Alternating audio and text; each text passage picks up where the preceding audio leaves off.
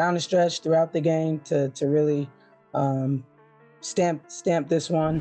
But you know, we have to use this as an opportunity to continue to learn and grow. You know, they came down and went to their go-tos, knocked in some shots.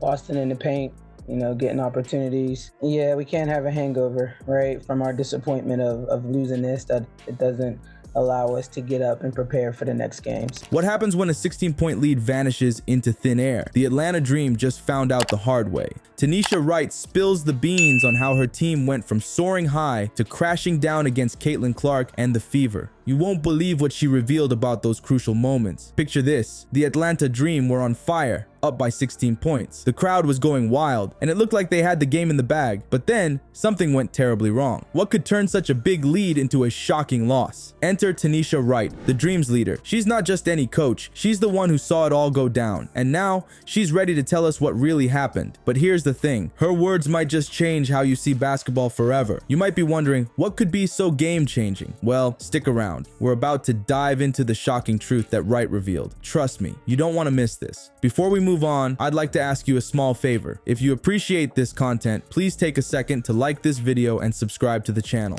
Over 98% of you watch the videos without subscribing. It costs you nothing, but it makes a huge difference to us. So, did you click the subscribe button? Great, thank you so much. Now, back to the video. Wright dropped a bombshell about the third quarter. It wasn't just a rough patch, it was a perfect storm. How did a handful of possessions spiral into a game-changing disaster? Yeah, they do a good job of having a good balance of inside-outside attack. And, you know, so it poses problems in terms of who pick your poison. Are you gonna, you know, not let them get shots off from the perimeter, from the three?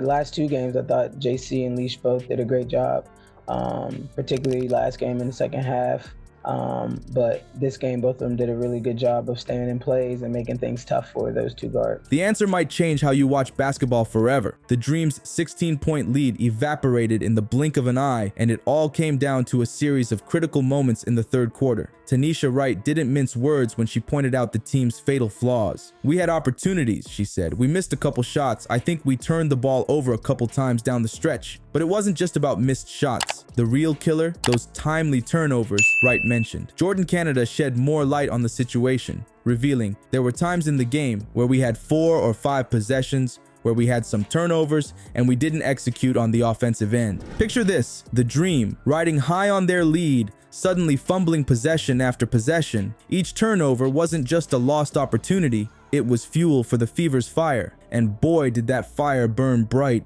Enter the Fever's dream team. Leo Boston was unstoppable, racking up over 30 points and snagging 13 rebounds. Kayla Clark wasn't far behind, contributing a whopping 26 points and 12 assists. And let's not forget Kelsey Mitchell, who added another 21 points to the scoreboard. It was like watching a perfect storm form right on the court. As the turnovers piled up, the Fever seized their chance. They didn't just chip away at the lead, they obliterated it. Every mistake by the Dream became a golden opportunity for the Fever. It was a masterclass in how to turn the tables in basketball. But here's where it gets really interesting. Wright's comments reveal a deeper truth about the game. Those split-second decisions, to pass, to shoot, to hold, they're not just routine plays. In the heat of the moment, they can be the difference between victory and defeat. Think about it. One bad pass, one hesitation, one rushed shot. These tiny moments can snowball into an avalanche that buries even the most promising lead. It's not just about skill or strategy. It's about mental fortitude, about making the right choices under immense pressure. This game wasn't just a loss for the Dream. It was a stark reminder of how fragile a lead can be, how quickly the tides can turn in basketball. Wright's candid remarks pull back the curtain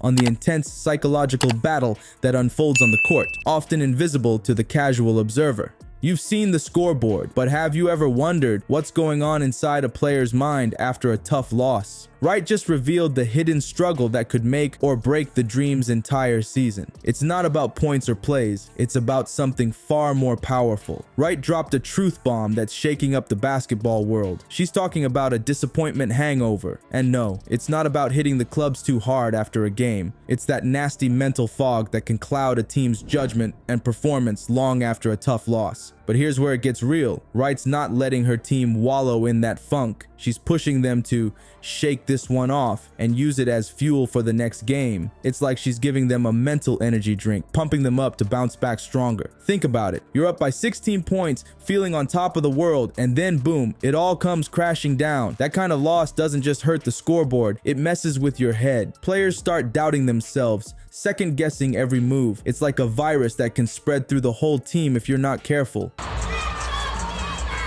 One-on-one for Boston, spins away from the help. That's a big-time post move right there.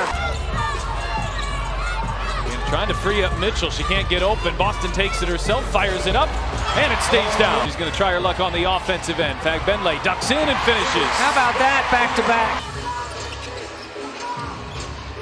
Benley, handoff Clark, launches, and hits a three! We are level! But Wright, she's not having any of that. She's turning this loss into a learning opportunity. It's like she's got a mental gym where she's training her team to be psychologically ripped. She's not just coaching basketball, she's coaching mindset. And here's the kicker. This mental game, it's what separates the good teams from the great ones. You can have all the talent in the world, but if you can't bounce back from a tough loss, you're toast. Wright's showing us that mental resilience isn't just nice to have, it's a must-have in pro sports. So next time you're watching a game, remember, there's a whole other battle going on that you can't see.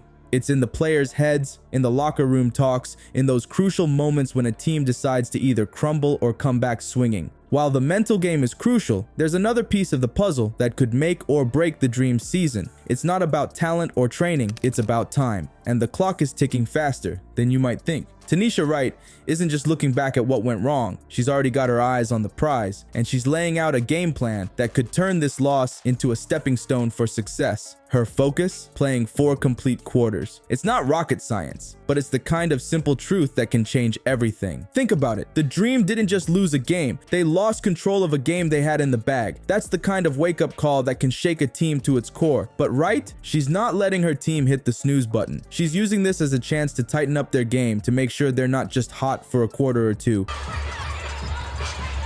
Mitchell pulling up off balance, knocks it down. That's a deep 2. Mitchell still scoreless since the first quarter. Mitchell on the drive, scoop shot, and gets the roll. 3 for 4 here in the second. Clark leaning into Canada, just got it up off the glass and got it to go. But bringing the heat for all 4. But here's where it gets really interesting. Wright's not just talking about playing time. She's talking about a complete overhaul of how the Dream approached the game. And she's got a secret weapon up her sleeve. Ryan Howard. Howard's been on fire lately, lighting up the scoreboard and making plays that have fans and opponents alike doing double takes.